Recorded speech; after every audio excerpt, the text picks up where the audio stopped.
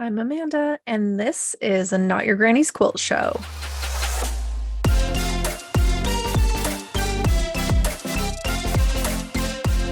Hey, everybody, welcome to today's episode. Today, my guest is Johnny Barfuss. He is a fantastic quilter. He is the host of the podcast Quilty Friends on YouTube. He makes wonderful, beautiful quilts and has such a passion for sharing about the benefits of making and creating on our mental health. And that's his whole goal through his podcast, is to chat about how being creative and making things can actually be extremely helpful for your mental health. So if you haven't met Johnny yet, or you don't know much about him, this is a great episode to listen to. We chat about everything under the sun, and it's just a good time. So I hope you enjoy, and let's get into it.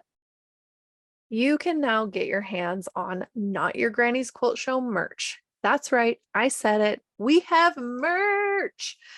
There are sweatshirts, there's a t-shirt, there's a tote bag, there's a mug, there's stickers.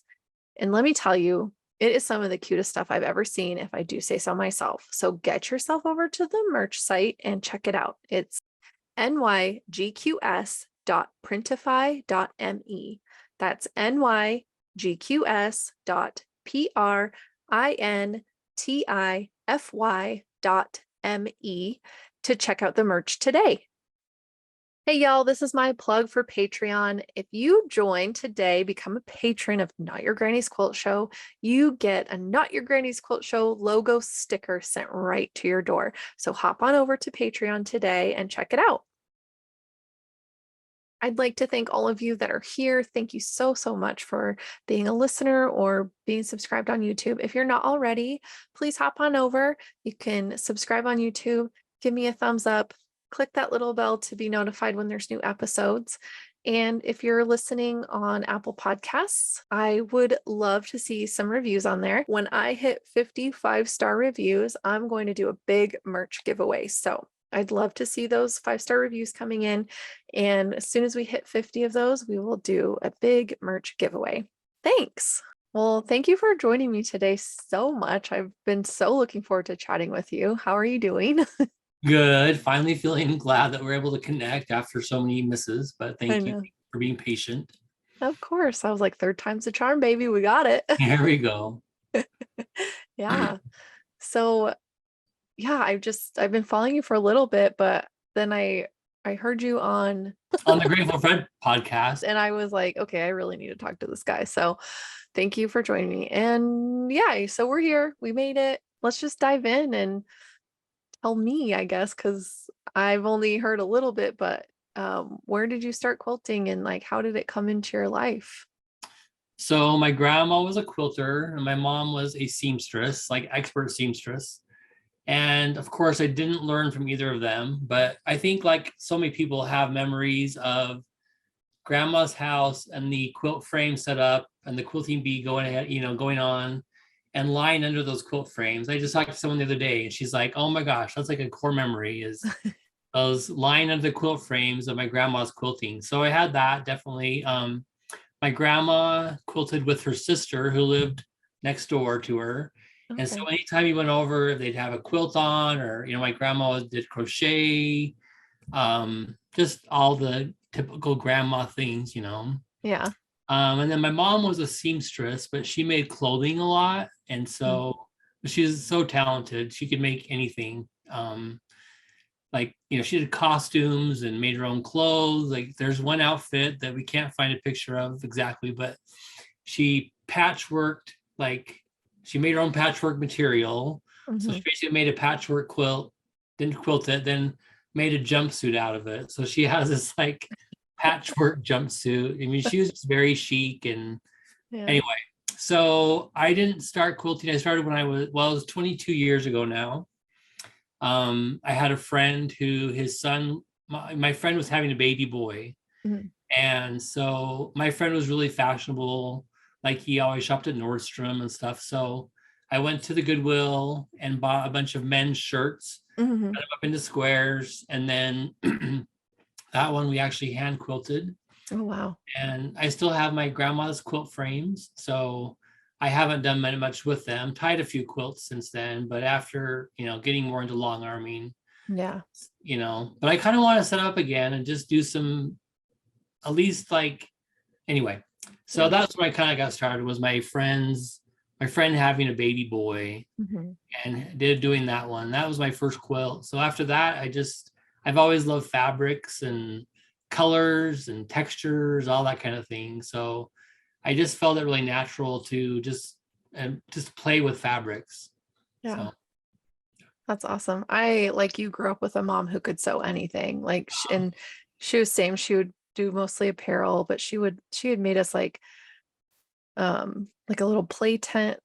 It was so cute and had like a little sunshine on the back. Like she would make us clothes. And yeah, if I was like, I need a fancy princess dress or whatever, because I was living out my fantasy of Disney movies, but right. she would just like whip something up for me. We'd go to the store and I'd get to pick my fabrics. And so yeah, I'm very much in that same realm of like, I've always been around fabric and crafting and sewing and creating, but Yeah. it wasn't taught to me by my mom or my grandma or anybody, my Yeah. best Same. friends, but so it's kind of funny. Yeah. My mom made like matching outfits for me and her, my dad. Like I was the youngest. So Mm. I got like matching shirts. And one time I remember I wanted to be a vampire for Halloween. Ooh, And she's like, spooky. "Oh, I'll make you a cape, but it couldn't be just any cape. It's like floor length, black satin, red satin on the inside. Like it's like this super deluxe cape. I still have it. That's It couldn't fantastic. be just a normal, like, a 3 foot cape. It had to be floor length. And I have 6'3". Oh my So gosh. anyway, so she just always was magical with things like that. Yeah. I think it just adds like such a special element of, like you said, magic to just anything. Even now, it's like, I know if I needed help sewing anything, I can ask my mom and she'll figure out how to like help me. And I still take like alterations to her. I'm like, I need this dress tucked in right here. Or I need this done. And she's like, all right, bring it over. And she'll have it done in like 10 minutes. And I'm like, dang, this is so nice. Like, I kind of, I feel like I maybe took it for granted when I was younger, but like, I also didn't really ask her for a lot once I got past that like play pretend stage. Mhm. That's not true. She made my formal dresses for some Oh, of nice. my high school dances. Uh-huh. I was like, by the way, I need you to make this like Cinderella-esque thing. And she's like, all right, how many layers of tulle do you want? So That is awesome. yeah, I think that dress is cursed though, because I wore it. And then like right after prom, my boyfriend broke up with me. And then when my Oh, sister was a senior, she wore it. She's 15 years younger than me.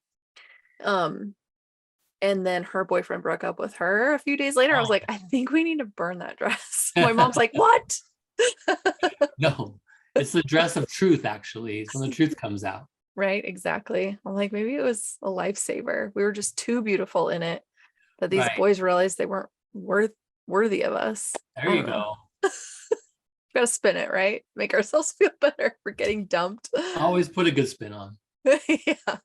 Um, anyway, so you mentioned long arming. So do you do your own long arming or do you have somebody else who does it for you? Sometimes people always ask if I like to do my own quilts, but I really like the process of making the top.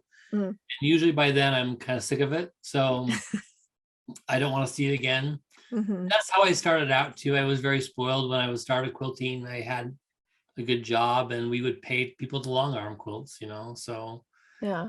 um, but I do like try to imagine what I want the quilting to be. And there's some that, sorry, my 2 dogs are in here. So if you hear a bark, that's why. We Um, love dogs. It's fine. he just decided to huff for some reason. So when I'm like, I have one quilt that I I did the top and I just put it away for a long time, but I was thinking about how I wanted to quilt it, and I did quilt that one myself. So there are ones that I try to think of the quilting while I'm making the quilt. That makes Hmm. sense. Yeah. If it's just like this will sound terrible, but if it's just like a gift or a quilt for use, like a bed Hmm. quilt or something, I just usually just do those edge to edge or something. Hmm. But I worked for HandiQuilter for 3.5 years. Okay. And part of that was in testing. So I would have to test machines Mhm. while I was working. So we'd actually do actual quilting at work. So I quilted a lot of my own quilts then. But then after I left, I still had a friend, my good friend moved into that position. So I would just take them to her and have her do them. And yeah. Yeah. So, so That's I'd say cool. half and half. Yeah. I the long arming is probably my favorite part. So Oh, I'm just yeah. like I like want to rush through my quilt tops to be able to get to the long arming because it's like I see the pantograph, I see the thread color, like I know exactly what I want on that quilt. And then Nice. it's like I'm ready to get to that part. So I'm just Yeah. like, okay, okay, okay, are you done? I'm like, I want to be done sewing. So I'm like guilty of making a lot of quilts with like big, easy blocks, like a lot of half square triangles. That's not super easy, but yes, I get it. No, I mean, I guess simple and like more basic is, Right. I guess, would be more fair than easy. Cause yeah, half square triangles are son of a bitch sometimes. But do you have a long arm yourself? Yeah. So my mom and I, we have a quilting business Oh, together, nice. um, Sweet Pea Design Company. And so we have a long arm and we make custom quilts for people. And she does other sewing as well. We work with a couple of interior designers here in town, and she'll make like window cushions and, throw pillow covers and Yeah, curtains and all that kind of stuff for people. So, yeah, we just kind of sew and quilt all day long, which is pretty great. So, that's awesome. yeah, yeah, it's really fun. And, we got the computer on ours, so we love to play around with like the digital features and we can do custom quilting that way too and save our Right. backs. And Yeah. we were like, how do we do this and save our bodies so we can do Right. this for like the longest amount of time possible? Yes. That's So, awesome. yeah. So how was it working at HandiQuilter? Like what led you to taking that job? And then yeah, like how was it working there? Um, well, man, it was about 6 years ago. My mom passed away 8 years ago, Oh, I'm sorry. and that kind of threw me for quite a depression. Yeah. I didn't know I was in, like you don't Hmm. realize at the time, but a Yeah. lot of grief and stuff like that. And then about 6 years ago, six and a half, I ended up being homeless. Mm, And I was just kind of desperate for a job. And I noticed the quilt shop was hiring. hmm. They were kind of far away, but I'm like, I've always loved quilting. Why not work in a quilt shop? And so I worked in a quilt shop for about a year, and then I kind of needed a change. So I was kind of looking around, and both Riley Blake and a HandiQuilter are both like here in Utah. Hmm. So I applied for both of them, and I got an interview with Riley Blake first, but then didn't hear from him. And then I just kept feeling prompted, Hmm. Yeah. essentially like HandiQuilter, go to HandiQuilter. Yeah. So they had this position that said tester, product testing or something. And I was like, but one of the things in it is said previous knowledge of XXX product testing software or something. And I was like, Oh. I have no idea what this is, but I emailed the HR person and she's like, I think you'd be a really good fit for this. And then when I met the manager, the person who would be my manager, essentially my supervisor, and then the supervisor, she was a long arm quilter, and we just had a lot in common. And so Hmm. I got that job, and I got a call back from I got home from accepting the position a week Hmm. later. I got home and sat on the couch, and I get a call from Riley Blake extending me a job. I said, I just took a job. So Yeah. I actually saw Cindy Cloward, who's the owner of Riley Blake. I saw her at QuiltCon the Oh. next week because I had a quilt in that QuiltCon. I went down for that. And I just said, I'm so sorry, I couldn't take the job. And she's like, that's okay. And I said, they do give you a long arm free, if you work there. And she goes, well, I can't match that. So Yeah. yeah. So one of the perks of working there used to be if you worked there for 4 years, you could earn a machine. So Oh, yeah, wow. it's a pretty sweet deal. Yeah. But That's so cool. yeah, it was awesome. So I started out just in product testing and I really loved it. I did it for um, a year and a half. And then there was an opening in the education department. And so I moved into education and did that for 2 years. So I was a teacher and did videos and all kinds of fun stuff. So Okay. So is it like tutorials for owners or? yeah, both. So we did in-person trainings for users, like end Mhm. users, owners, and then also for retailers. So anyone who Okay. wants to be a retailer, they go to HandiQuilter for training for 4 days, whatever it is, Mhm. and before they can become a retailer. So Yeah. yeah, Seems like you should have to know how the machines work to be able to exactly. sell them. You're like, I don't know how it works, but you should buy one. Yeah, and it's really great. They have like that's what I love about the HandiQuilter. They're so focused on education Yeah. and making sure they're training their people. So That's I loved awesome. it. It was great. That's so cool. And what a fun, fun use of time too. It's like to be paid to do something that you really just love is really a blessing and just so fun. Like, when we're having a great run and we're really busy and making all these quilts and long arming a ton, we're just like, oh my gosh, this is so exciting. Like, I can't believe this is happening still. So That's awesome. That's that fun. that feeling is unmatched, I think, really. Like when So, no, sorry, I didn't mean to interrupt you. nope, you're fine. I forgot that I grew up in a family business. So Mm, my parents came to me when I was 15, and I'm the youngest. hmm Everyone else has kind of moved on. They said, we want to start a business with you. So it was a music store. So I mm, had that same time with my parents when I was young, that from time I was about 15, 16 to 25. Well, anyway, yeah. 25 and then 35. So I spent almost 20 years with them, Wow. uh, side by side a lot. And it was just invaluable.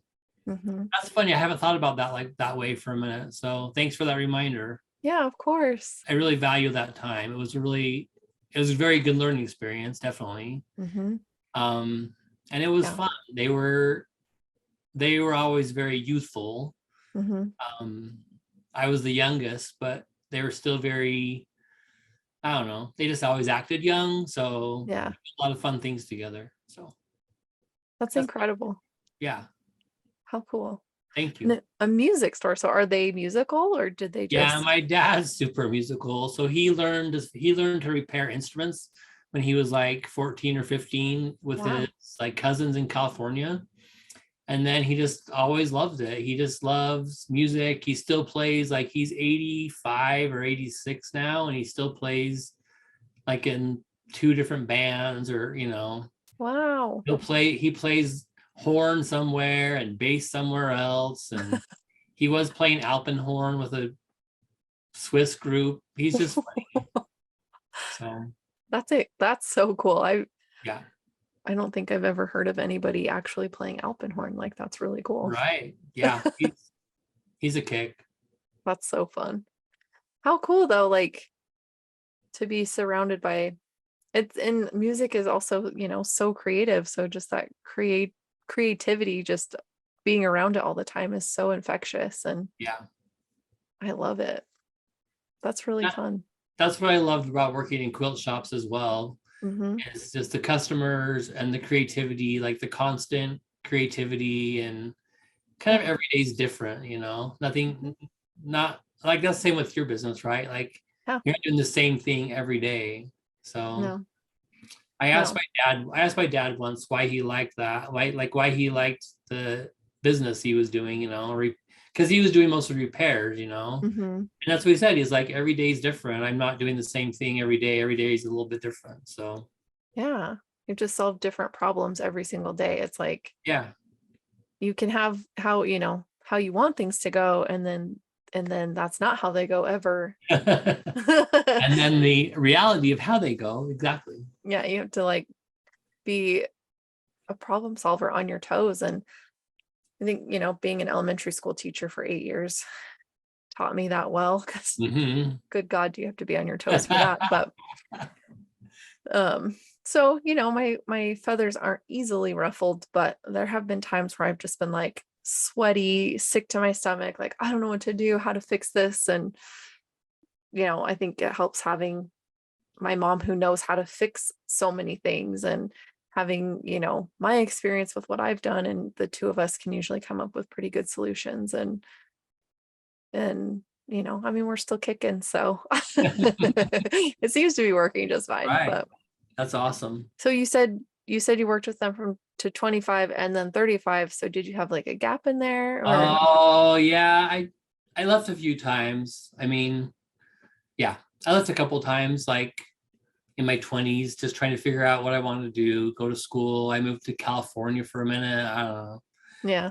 But then from I was about 27 to 35 or so, I was there again full time. And that was kind of when my mom, like I took over managing and my mom went home to kind of retire and just be at home. Hmm.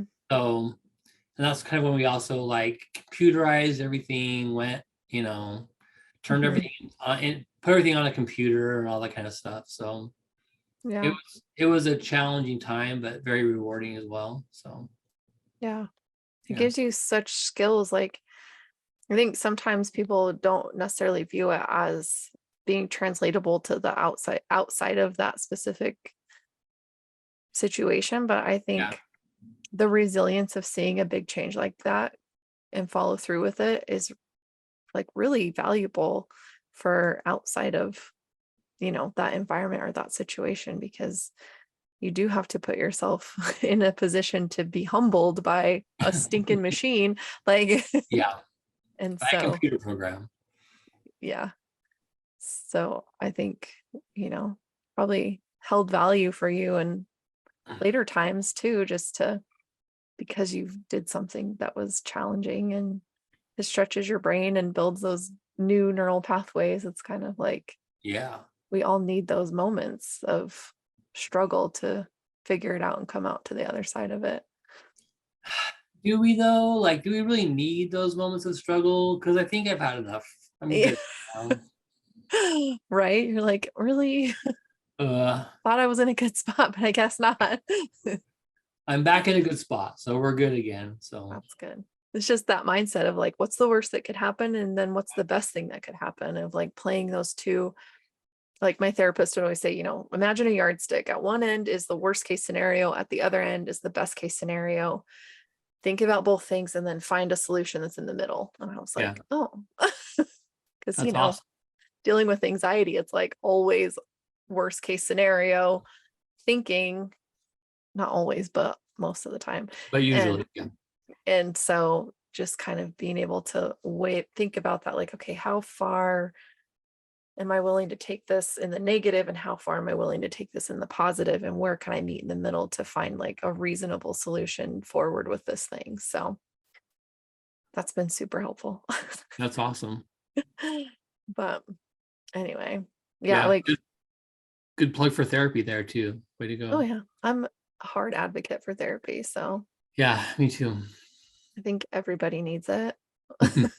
And I think we all need each other. Like, um, I know I've probably said it on here before, but my husband's doing his master's in counseling right now. Nice. And we've always been like learners about mental health, like always reading books or listening to different things. And um, so it's just been like tenfold more now that he's, you know, actually on a trajectory for learning it. And Right. just the things that are out there that there's like studies and research for and support for, it just like contradicts so much of what is being told to us about mental health and mental well-being. And there's so much power in community. And it's like individual therapy is really important and it's super helpful, but also having a trusted community of people around you, whether it's a couple good friends or some family sprinkled in there, or whatever that community looks like for you. Like having that as well as the therapy is like, it just increases the healing like 10x, like so much more, because you have a safe space to do that growth and to do that learning and changing. So it's just crazy. Yeah. But You listen to a lot of Brene Brown. oh yeah, I obsessed. love it. Yeah. It's I like love. she says, we're hardwired for community. Hmm. So it's anyway, Yep. it's definitely important. Yeah. And I think, that's really a big reason why I wanted to start this podcast, is because I was really struggling outside of, my three best friends, which I wouldn't trade it for the entire world. But I'm like, I want to find more people like me who want to broaden the spectrum of what it looks like to be a quilter in this modern era and be open and accepting of everyone and however they want to come at their craft. Like, who cares if it's exactly how their great grandmother used to do it, or exactly how one person thinks everything should be done. Like, there's Right. space for all of us. And Yeah. I mean, not just in quilting, but everywhere, Yeah. It's like, I want to see a world where everybody is able to do what they want to do with no judgment. And as long as they're not hurting anybody else, like, who freaking cares? Like, Right. honestly. But I don't know. I agree. So, and you have a podcast, the Quilty Friends podcast. So Yes, that's why I want to start a podcast too. yeah. More on mental health, but Yeah. speaking of which, I haven't done an episode for like 3 months because of my mental health. So there's that. Yeah. Anyway, Yeah. You were in a it's tough spot so there for a minute, huh? yeah, I had a rough spot, but we don't need to talk about that. Okay. You It's don't in the have to. past. Yeah. I actually Well, did a podcast. I just filmed myself talking like for like 20 minutes the other day. And then I mhm. was like, I don't know if I even want to post that. I don't know. So I don't know. Yeah. Yeah, it was just rough. Yeah. Well, I'm glad you're here.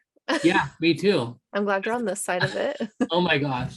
And that's what's so funny too, is like when you get to this side, I always think about like the hero's journey. Have you Mhm. studied much about the hero's journey? Like any Pixar movie or whatever, any movie, they have the three, the hero's journey, but we don't Mm. talk about the middle. And that's what Brene Brown talks about too, is the middle, Yeah. like that middle portion when you're actually in it, Mhm. and when you get to the other side, like looking back now, I'm like, oh, it wasn't that bad, was it? But I'm like, no, it was really bad. It was Yeah. really bad. Yeah. But I'm finally like the last week, I finally felt happy again. I Mm. finally felt like cheery, or you know what I mean, just like Yeah. back to my old self. Yeah. I haven't sewn yet, but I just barely got my sewing room put together.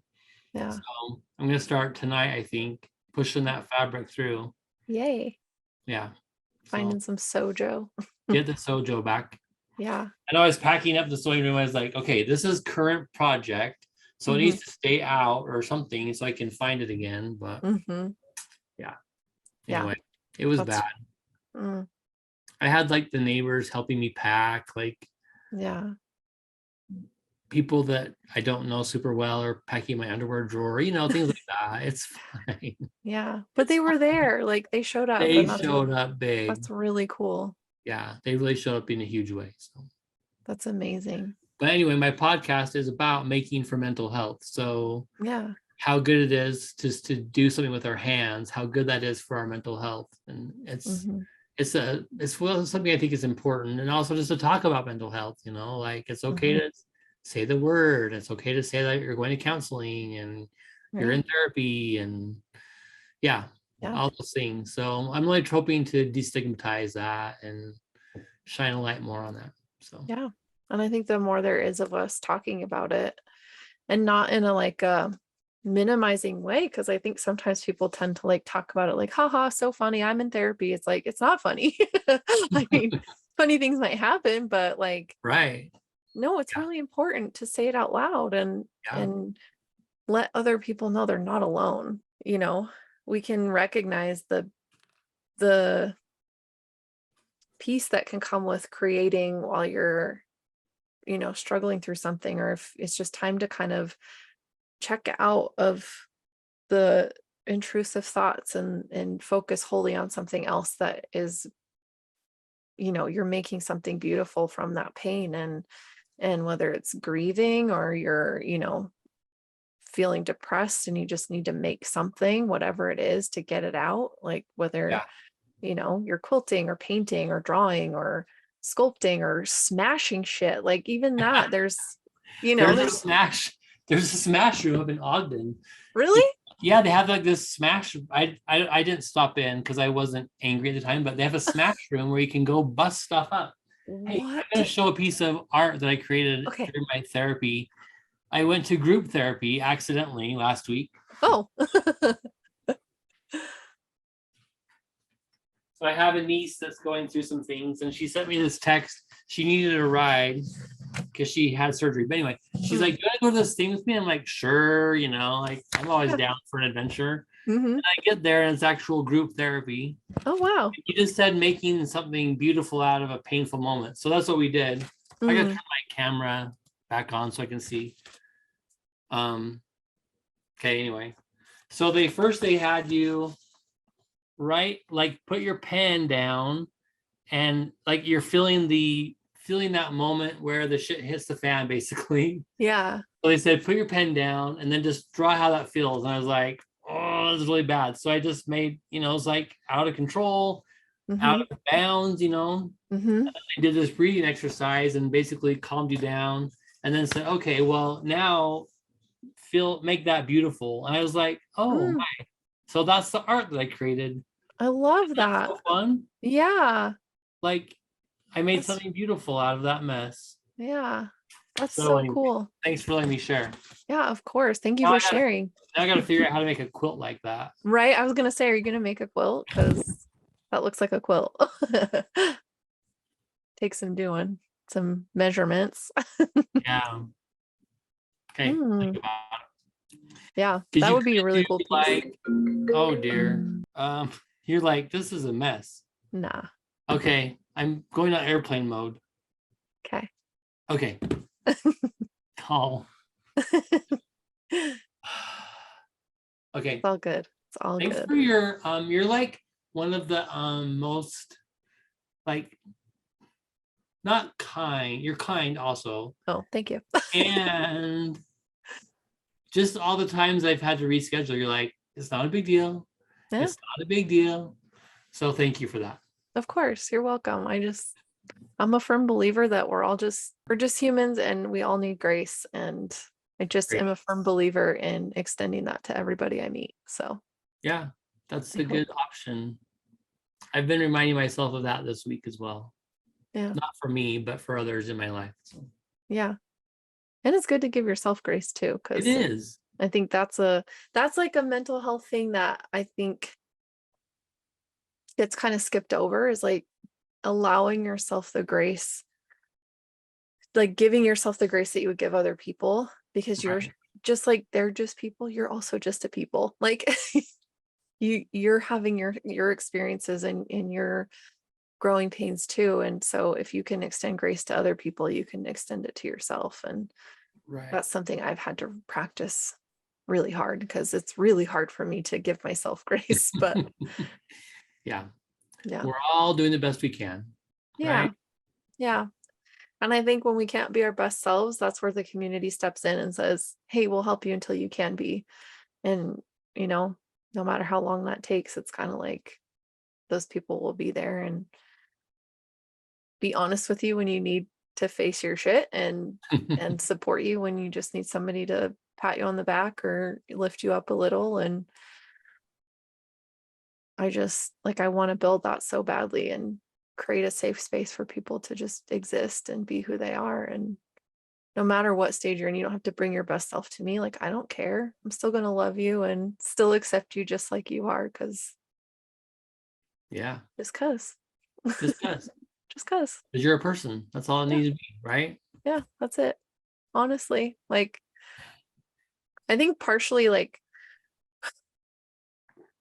because I grew up in the church, like, non-denominational Christian, like all the rage in the late 90s or whatever. But just growing up that way, like religion doesn't sit well with me, but that concept of unconditional love and acceptance and forgiveness, which also forgiveness can be a slippery slope when it comes to religion, but self-forgiveness, I think above all, is where any other forgiveness has to come from. And but yeah, just that concept of just loving people no matter what is what I was able to take away from all of that experience. And Yeah. I don't know what I'm trying to say. No, I agree. Like I was raised in a religion, and someone talked to me about, oh, I met a pastor 2 days ago. Mm, So one of the clients I see, she invited me to go to church with her, which is very nice, you know. And she mhm, told me the name of the church. And then I was at somewhere else and I saw this guy's, he's wearing a t-shirt for the church. I'm mm, like, hey, I know someone in your church, you know. And you guys, oh, he's like, oh, you're always welcome. I said, I'm not really a big fan of organized religion right now, but thank you so much for the invitation. You know, like yeah. I appreciate that. But yeah, I don't know. Yeah, I don't. It's just Yeah. it doesn't sit well with me currently. So, Yeah. but Yeah. I'm in the same boat. And I think a lot of people are in that boat of, some people find peace and solace in a religion and at church. And I think that's great. And some people don't. And I think you have to be honest with yourself about what you're getting out of it. And if you're not really getting anything out of it, then it's okay to step away and try to figure out, you know, what what that means for you. And I think, for me and my husband is like we've talked about it so much because like we were kind of in and out of churches and early on in our relationship, just trying to see if there was anything that was a fit. And we just couldn't find anything that felt good or like felt at home or really resonated with how we view the world and how we view who and what God is. mhm. And so we've just really taken a dive in. I feel like mental health and well-being has like our religion, I guess, if we want to put a label on it. But I think because of that, because that's where our focus has been, we both have become way more like loving and open and patient and you know we're able to give grace to each other and to ourselves and to others. And whereas we both came from a very guarded places of being very defensive and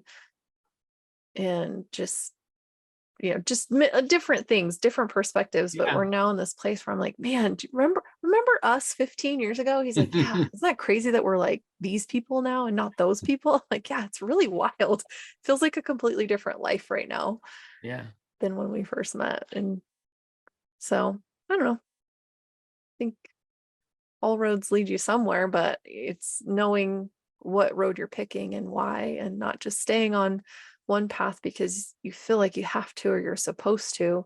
Right. Like those are almost the ones that are least fulfilling because you're not being true to yourself. And I think being true to yourself is more important than being afraid to let people down, because it doesn't matter what you do, you're always going to be letting someone down. Yeah, definitely. And you just have to accept that. But if you're letting yourself down, like that's the worst betrayal Right. than, someone being mad that you're not doing what they want you to do, but your life is not theirs to decide. So Yeah, anyway, totally. I I'll, agree. I'm done. I'll be done being preachy. Like, Nah, I'm like, you're preaching to the choir there, girl. welcome to my crazy person church. I'm just kidding. Oh, Mm. yeah. So back to quilting and your Oh, quilting. podcast. Yes, quilting. Yeah. So tell me what projects you are excited to be working on. Um, wow. Am I excited? No. Um, I I really like I really like just the process of making blocks. Mm, So usually I'll make log cabins, but they're just not wonky, but not even, like I mhm, don't really do wonky ones, but just uneven log cabin blocks. And then I really like doing string piecing as well. yeah. So the last one that I completed, a friend had a grandson. And Oh, so I said, well, ask your daughter, like ask her what the theme of the room is. And he's like, oh, it's all ocean themed. oh my So I gosh. like this is all blues. And I love blues, like blues is my favorite Mhm, color anyway. So, yeah. but then I'm not through with that. So I'm gonna make another one I have two nieces. I have a niece that just had a baby boy and a niece that's expecting a baby boy. Oh my gosh. And so I want to make two more for them. Like one yeah, I don't know where the blocks are, but one's like red, white, like, but basically like red, white, and blue kind of, but mostly blue with hints of red. Mm. Log cabin, and the other one is more going to be string pieced, just yeah, blues, because she just moved to the ocean as well. She just Oh my moved gosh. to North Carolina, 15 minutes from the beach. So I'm gonna do Wow. ocean theme for her as well. So That's fun. that's kind of what I'm most, yeah, yeah, that's what I'm most excited about. That's a good time. I love that. Lots of baby I know quilts. I have like, I don't know. I wish I could show you the project wall. So you can see the fabric, but on this wall Mhm. over here, there's like those IKEA shelves, Yeah. basically floor to ceiling, too wide with individual things on them. I'll just show you one. So this is some project, Oh yeah. in a Hmm. container. Yeah. Just pull out and Yeah. you know. Yeah. So I'm in this new space. I just moved to this new place and I have this gorgeous quilting room. And I'm thinking about moving it downstairs and making a giant quilting room. Mm. But yeah, I just kind of ready to be creative. Like Yeah. just play and yeah. Yeah. I have some thoughts on things I want to make for QuiltCon submissions. Mm. I don't know. Yeah. I was just gonna ask, are you gonna try to make anything for I QuiltCon? Because I always get too in my head about it. I do have one idea, but I just have to get out of my own way basically.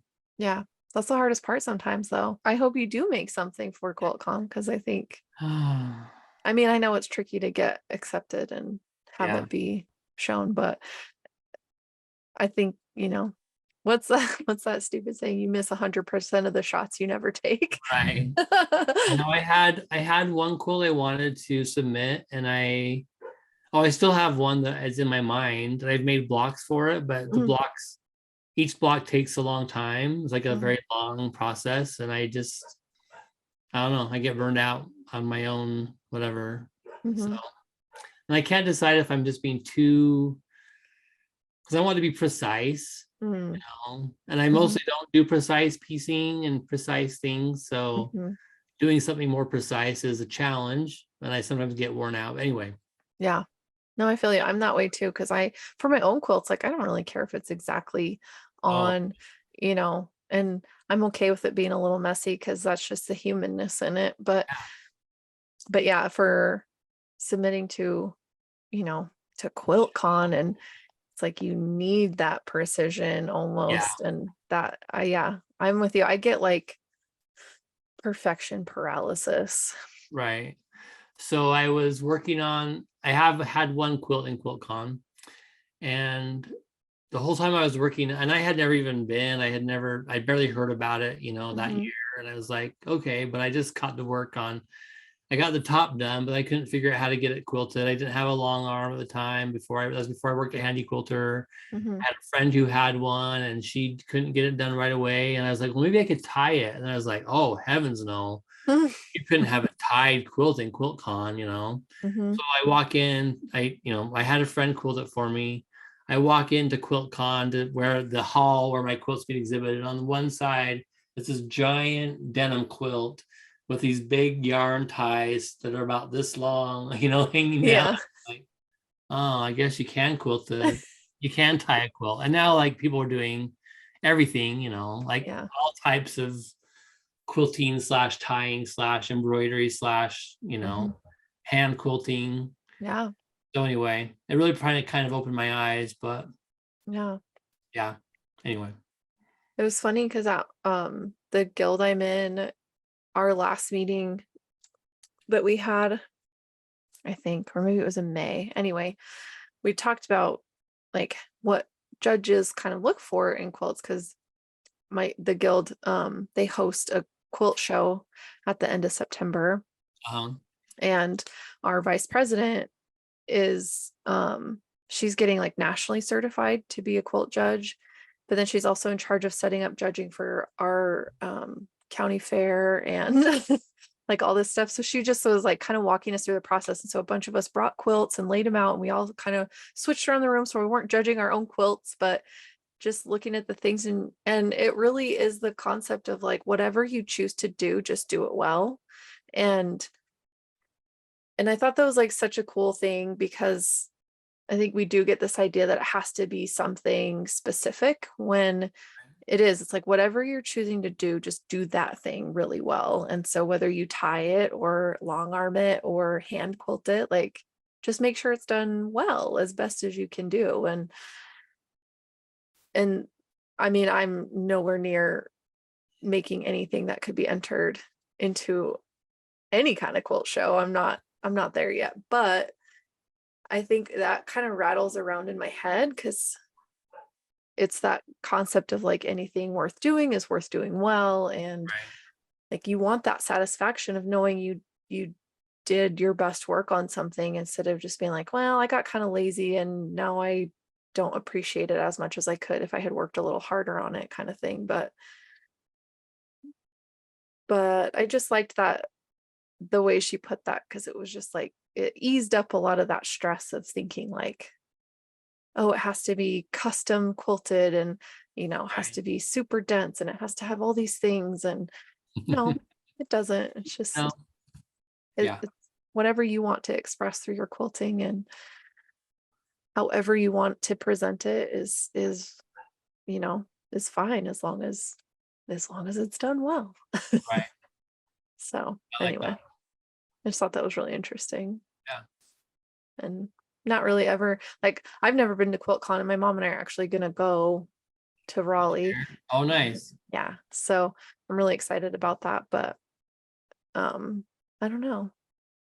I'm I don't know what to expect, really. I mean, I've heard other people's stories about it, but I don't know. It was life changing for me. The first one I went to, like because I went, it was in Pasadena, Mm, and I had never really been to a quilt show. Like there's a couple, they have some in Salt Lake here occasionally, but mhm, I think I'd only been to one, maybe two, like years and years ago.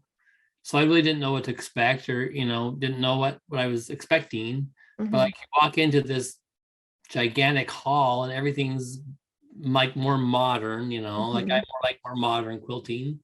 Yeah. And it's just like everything, it was just so, it was overwhelming. Like I was like blown away. I walked through the hall for a minute, and then I oh, the exhibit hall wasn't open yet or something. And I Mhm, like had to walk, like I had to go get breakfast and just take a breather, just to mhm. absorb it all in. So Yeah. I don't know. It's very, for me sometimes it can be a double-edged sword, I think, Mm, because it's so like inspiring, but then I also get super in my head about judgmentalness, and like what I mean, like mhm. part of Yeah. me, there's a part of me that's like, oh, I could have done that, and there's a part of me that's like, why didn't I do that? Mm, And there's part of me that's like, oh, I want to do that, so yeah. anyway, I Yeah. it I loved it. And like I'm hoping to go to Raleigh as well, because that's where my niece is living in North Carolina, Yeah. and it's so beautiful there. So anyway, Where did you live in California? You said you moved there for a little minute. I lived in Huntington Beach. I was Mm, 21 or 22. sure. So yeah, it was a hot minute, but I still loved it. I mean, yeah, I love Southern California. Mm-hmm. Um, yeah, It's beautiful. yeah, San Diego was one of the places we visited when I was growing up. Like we went a few times, but yeah. I so, love San Diego. If I could live in San Diego, oh, it's so beautiful there. mm-hmm. Yeah. And I guess I could. There's quilters there, right? Yeah. There's quilters everywhere. I even found quilt shops in Barcelona. Oh, nice. And then I interviewed a shop owner. She like we emailed her, and I was like, this makes me so nervous, but I hope she said, somebody says yes. We emailed a couple different places, and her name is Anna Martinez, and she owns a Bernina shop. And she was like so excited. She's like, oh, my English teacher is going to be so proud of me. That's So awesome. yeah, it was really fun. And just like, Yeah, it's like randomly on vacation. You wouldn't think, I mean, who would think to like work on vacation? But it's like doesn't feel like work because I love talking about quilting and I love hearing from other quilters like what they love about it and what keeps them in it. And she was just so accommodating. And I was like, oh, I wish my Spanish was better because she was doing all the work, all the heavy lifting of that All one work. by having to speak English. And she did great. And she's like, oh, I can't wait to show this to my English teacher. He's going to be so proud of me. That's fun. Yeah. Anyway, do you see yourself resuming your podcast now that you feel a little more settled or Yes, definitely. no? Will you be a guest on my podcast? Of course. Oh my gosh, that'd be so perfect. Okay. Yeah, of course. I I'll would love that. try to be better at setting up a time with you than I was with you. You know what I mean? Yeah. I'll try to be better. Okay. No, I got good internet, so hopefully there's no skips or lags or whatever. Yeah. I have the room set up now. I have the microphone. Like I said, I just filmed one with myself, so I'm ready to dig back in. Yeah. That's awesome. Yeah. So Yeah.